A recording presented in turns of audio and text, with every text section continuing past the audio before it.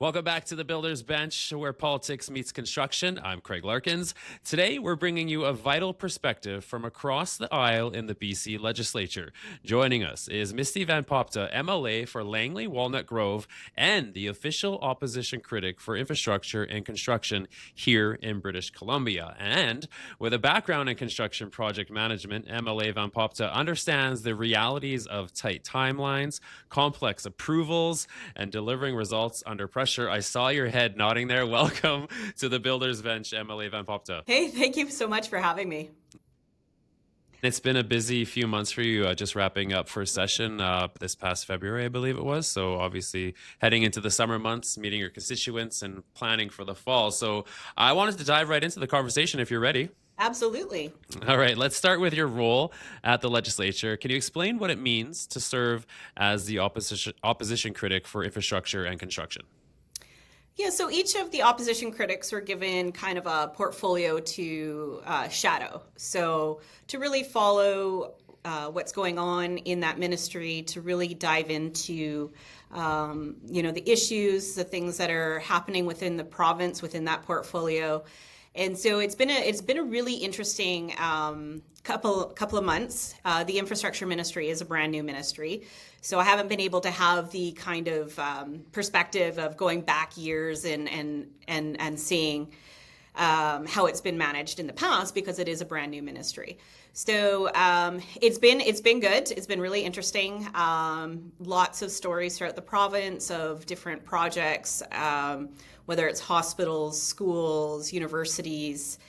Those are the things that are encompassed in this ministry. So I've just really spent the last few months just really paying attention to all of the projects that have been announced, all of the projects that were actually funded, and just seeing where the ministry is going with those. So staying in that kind of theme, how would you rate the current government's approach to infrastructure, how the ministry is currently operating, what they have planned? So it'll be interesting to see how, if any of this creation of the new ministry will create success.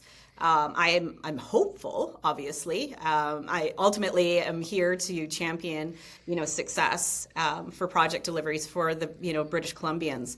But it's an unknown. It's a great unknown at this point. In the past has obviously been wildly unsuccessful. I can't name really a major project that hasn't been mired in controversy. Every day there's a new project that's, a new budget's required, or, another year is added onto the timeline. And so there isn't really anything to speak to in terms of success at this point.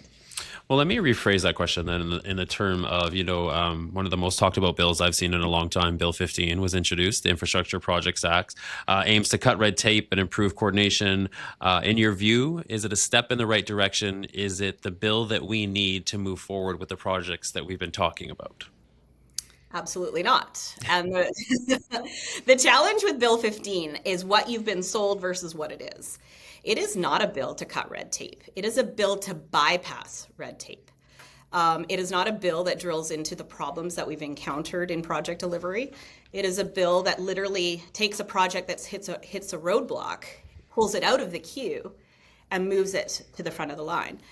And it's not a project that gets into the root, it's not a bill that gets into the root of why things have gone so awry. We can only judge a bill based on what's in the bill. Seeing the shiny decks that's given to the media about what it's trying to accomplish without having it written in a bill is been the challenge, especially during committee debates on Bill 15. There's 48 clauses in that bill, and we only had time to debate 8 of them. And we did propose amendments to the bill. None of those were accepted. And so it's frustrating for me as somebody who's, pretty knowledgeable in what Bill 15 is hearing what people are being told it is, but not seeing the regulations that go along with it, not seeing any of the background changes. Bill 15 on its own is just a tool to bypass red tape. So when you speak to amendments, maybe just explain what an amendment is and maybe touch on some of the top ones that you did bring forth during committee and debate. The big ones for us as the opposition team, and even working with the Green parties on Bill 15, is there was a clause in there in 2 different areas that talked about "and any other powers." So it gave It would outline certain items within the bill, and then there would be one more clause saying, and any other powers.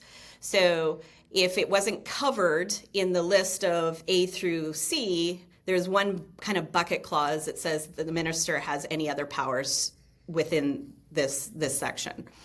And so those are the things that we were trying to have removed. I think it's very important in legislation. It's very important in bills. If you want the confidence of the people, is to tell them what the bills are. And when you have this general clause that just says, and we can do anything else that's not covered in this section, it doesn't offer a lot of confidence to the general public or to us as opposition.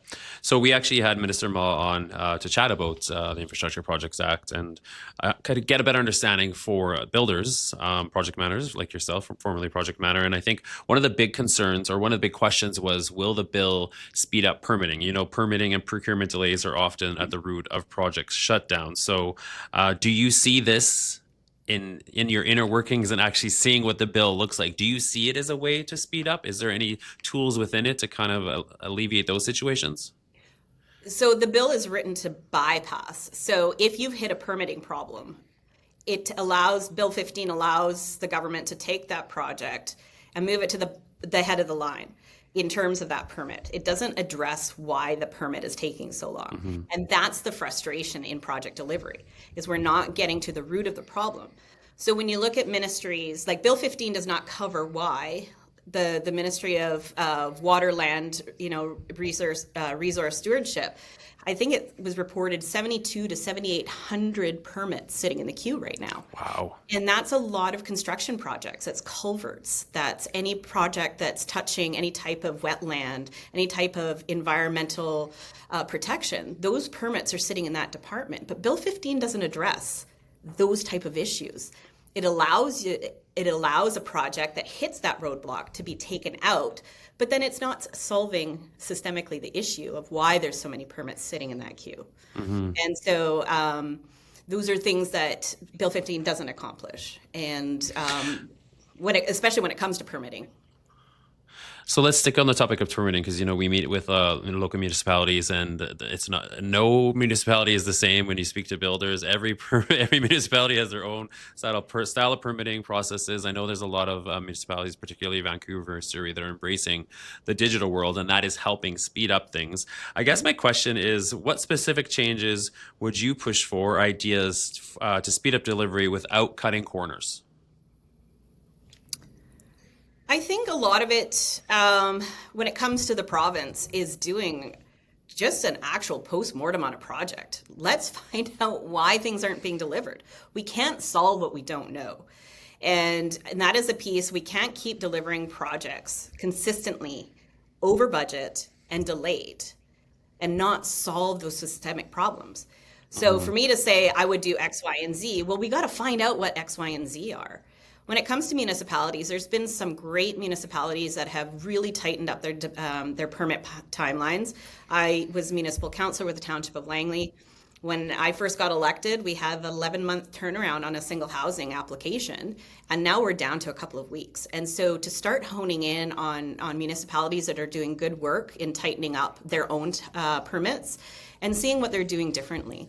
And, Surrey's making some good gains. A lot of municipalities are making some good gains because that's where the growth is, and you can't be a part of the problem. And so I think that there's a really big push on the municipal sides to start really addressing the permitting issues.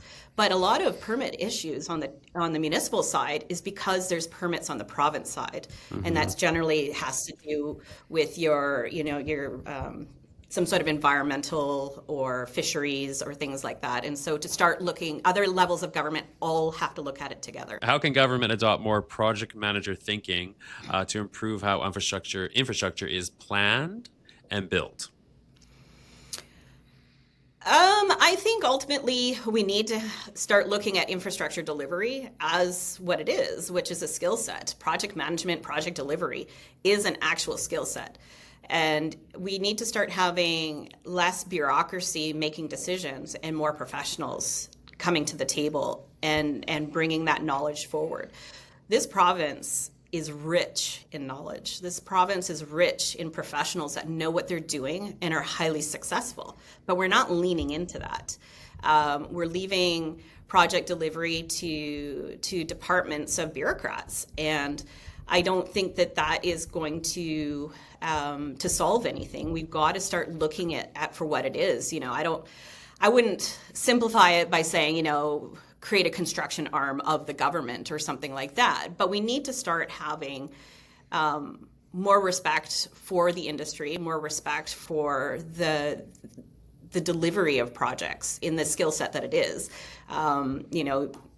Whether, even if you look at, we wouldn't have non-healthcare professionals coming to healthcare decisions. Mm-hmm. But when it comes to construction, it's kind of looked at through the lens of, anybody can build a project, anybody can deliver a project, but really it is an actual skill set. And, and shocking. It is, and as somebody who, I'm very passionate about it. Sometimes it's hard for me to take off my hard hat and put on my political hat and look at it from political lenses, because I'm only 6 months into this, 6 months removed from actually being on the job site. And so, looking at it from a new lens has been an interesting experience. But ultimately, what I'm sensing and what I'm seeing, and I'm even seeing in some departments, is a lack of respect for what the industry is telling the government is wrong. There's a lack of respect for a whole room of industry professionals coming together saying, we can't do this anymore, we've got to change. And having ministers saying, I respectfully disagree. And I don't think that that's a conversation that is going over very well. We've got all the answers. We just have to have a government that's willing to apply it. I want to touch on that and I do want to go back to the infrastructure and housing question in a second, but you just touched on a point that I wanted to bring up as well, is that, a lot of the general public and just people in general, the built environment, the hospitals, the schools, it all starts with construction. And I think that there's that disconnect, and maybe it's happening with politicians as well. Is there a better way for us as industry and government to better collab and support each other? Do you see a better way to do this? I think it's a culture shift. I think one thing that the Conservative Party does really, really well is that we are just a bunch of industry professionals. Whatever field it is that we've come into, we're not politicians. We're people that come from fields. And so we're bringing this knowledge forward.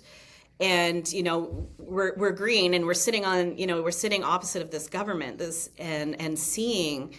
And sometimes, you're hearing things that come out on the floor, and you're like, wow, like, how can you feel that way? Or, it's a very interesting experience.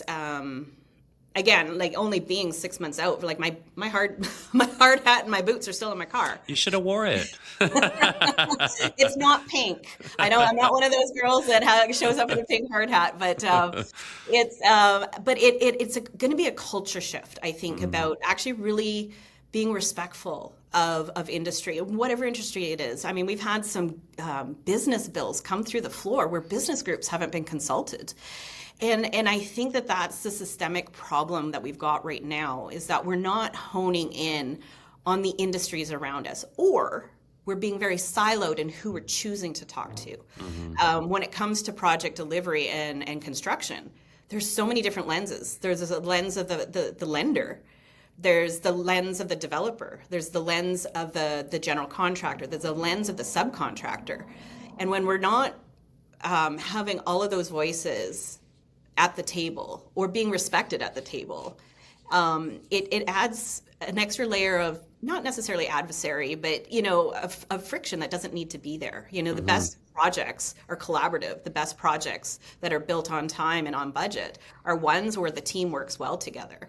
And I think that there's so much divide between government and those who are actually doing the work. And I think that that's unfortunate, and it will be a culture shift, I think, at this point.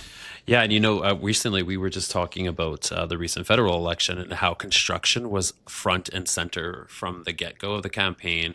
Build, baby, build. We were talking, Mr. Poilievre was talking about more boots, less suits. So the conversation was always there, and, we're still riding that wave. And I'm hoping it kind of shifts into what you were just talking about, is that culture shock of, I think that people maybe are starting to see it. it. I'm hoping they start to see that, you can't have a school without construction. Yeah. And I think that Pierre did that very, very well. He actually, I have a photo of him on my job site. He was on my job site, standing in front of one of the houses that I was managing with my team. And I think that when you start having a genuine conversation around construction, not just the photo ops, but and not just the, but it was an intentional thing that I actually felt with Pierre. Like, he pulled me aside and had a direct conversation with me, which I thought was pretty unique. And that's my goal over the next few years until the next election, is you're going to find me everywhere. I've spent probably just as much time still on a job site learning from different lenses. And that's something that I plan on continuing to do, because again, I came from, single family wood frame. It's very different than industrial. It's very different from commercial. It's very different. I started on some towers, but I never finished a tower. So I'm really trying to get out there and just present myself. I'm just here as a sponge. I just want to learn.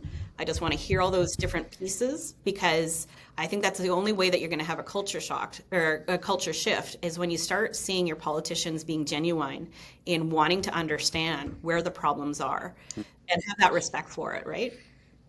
All right, I wanted to shift back to housing and infrastructure. So infrastructure and housing are deeply connected. We saw a lot of the mandates issued last fall, I believe it was, last year. What needs to shift in BC on how BC plans and builds public infrastructure to better support housing delivery? We're seeing an explosion of communities. I mean, Surrey is on par with Vancouver now. When we talk public infrastructure, we're talking sewers and roads and bridges and such. So what you're nodding your head already, so I feel like you have something to say, so I'll just give you the mic. Well, I mean, because I also have the municipal lens, correct? So yes. I intrinsically know, and part of the reason why I ran on the provincial level is because of that disconnect between what the municipalities are experiencing from the province versus what they're getting.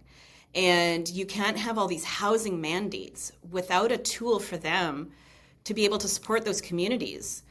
So if I use my community as an example, Township of Langley's had, depending on the statistics you use, anywhere from 15 to 22% growth in the past 5 years. That is huge. But yet I've had a hospital expansion promise since 2015 and is still not funded. I need a school built every single year. We were not in the 2025 budget. And so you can't force these housing mandates without following it up with infrastructure dollars. And there's a rumble on the ground in these, especially communities south of the Fraser, where the boom is in Surrey and in Langley, and things like that. There's a rumble on the ground where it's unsustainable what we're doing. And you're really pitting your municipal governments, because they're the ones that are wearing the heat for the housing. We have to approve housing. We cannot stop approving housing. But when you see your hospital consistently at 11-hour wait times, when you see 20, 30 portables at a school, you really feel for your community. I was born and raised in mine. I've seen it grow. And I hear it and I feel it. I feel it myself. I had to take a family member to the emergency ward, and I didn't go to my own local hospital. I crossed the river to take them to one.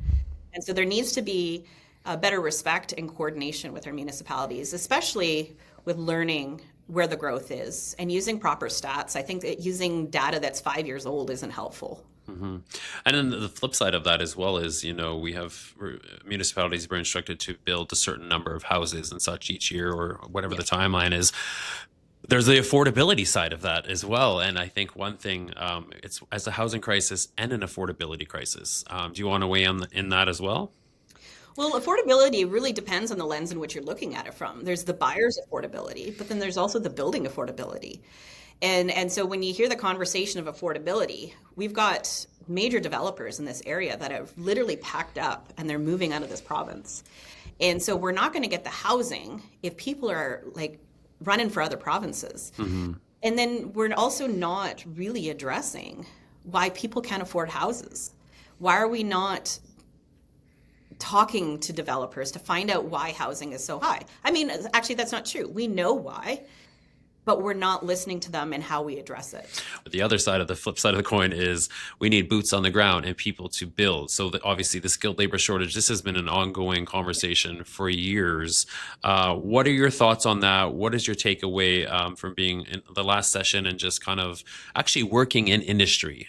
What's your opinion? My opinion is that especially in the more rural, the more northern communities, we have to make educating trades easier. When you're expecting somebody to leave the north for 6 weeks to come down to the valley to do their next level of apprenticeship, it becomes an affordability issue that people aren't willing to take.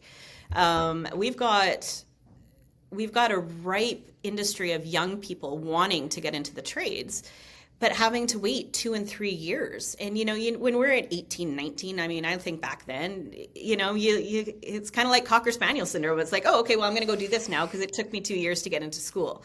And I think that we need to have better access for students, bring back some of the trades programs in more high schools. I think that would be a huge asset. We've got a lot of youth with diverse interests, with diverse learning that we could really tap into, and we're just letting it go. We're letting those opportunities grow with educating them and making it easy for them to be educated. I have one more question, and I'm sure you've heard this term before. It wasn't on the sheet, but I'll just throw it at you anyway. The term prompt payment. It's been an ongoing fight.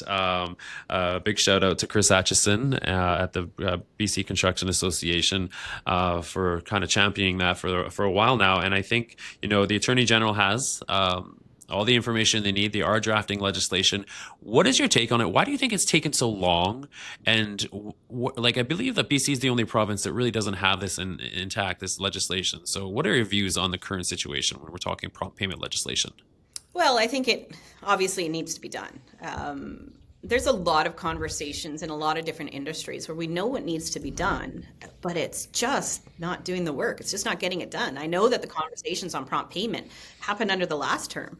I know that there was, committees struck on it, and it's like, where are our outcomes? Like, you can never, again, this is my project management brain, you can never have a committee without a mandate at the end. What is the purpose of this committee? What is going to come out of it? What are the tangible outcomes of what we're doing?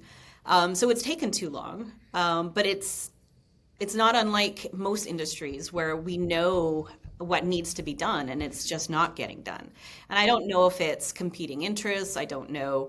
I can't speak on behalf of the government why it hasn't happened. It's frustrating, obviously. And it affects a lot of trades, especially your smaller guys, and those are the ones that don't have the big overhead, that can't afford, the 60, 90 day terms or the unpredictability of when they're going to get paid. And so it's, hopefully it'll help, bringing down some of the costing. People build in risk to be able to float, holding something over on their draws and things like that. And so hopefully we'll start seeing some tighter prices with prompt payment coming in. But yeah, no, it's taken entirely too long. It's been sad. It's been frustrating. All right, I have one final question, and it's on the lighter side. Don't worry. If you had one piece of advice for the next generation of construction leaders, or even youth, hopefully maybe they're listening to today's podcast, especially those kind of considering going into construction, the leadership roles, what would that advice be? That advice would just to be very open-minded, very, very aware, eyes wide open everywhere you go. When I got into construction, I fell into it by accident, actually. And I had a daily task that I created for myself, that every day I walked the job site and found something that I didn't understand. And I asked my super, and I'm like, explain this to me, explain why this didn't happen, or explain to me why. And I think the more curious you are, the more you understand, not necessarily even just from a technical perspective, but also when you start doing that same philosophy with government, with policy, when you're watching the news, ask the questions, why is that happening? And not just, I think it's just an awareness factor. Leadership, I think, comes from wanting to make change, and not just talking about change, but being a part of the change. And so I challenge any young person, especially females, just to be always curious and never say no to an opportunity, especially even construction. I've done everything from, scraping drywall mud off a floor because I had floor layers coming the next day, and the site was not left in a way that I wanted, and just getting your hands dirty, just pitching in, always being a leader on the site, and being approachable, I think, is a big thing too. Women in construction, depending on what kind of reputation you have, you got to be approachable. You've got to be able to just really be collaborative and really appreciate every single person's perspective on the job site. Collaboration is a huge one, and just slow and steady, I think, is what it is, and eyes wide open.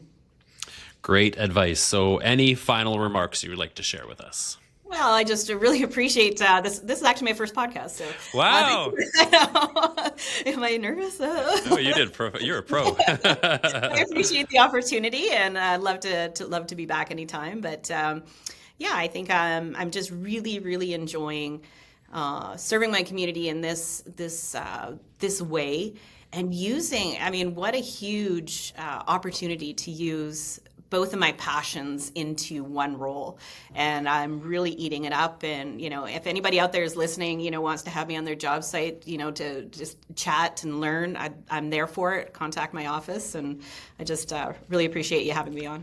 Well, we have 1,000+ members, so I'm sure member companies. So I'm sure someone will be reaching out to you. Thank you very much. Thank you for joining us on the Builders Bench. Misty Van Popta is the MLA for Langley Walnut Grove and the official opposition critic for infrastructure and construction here in British Columbia. I'm Craig Larkins, and this is the Builders Bench.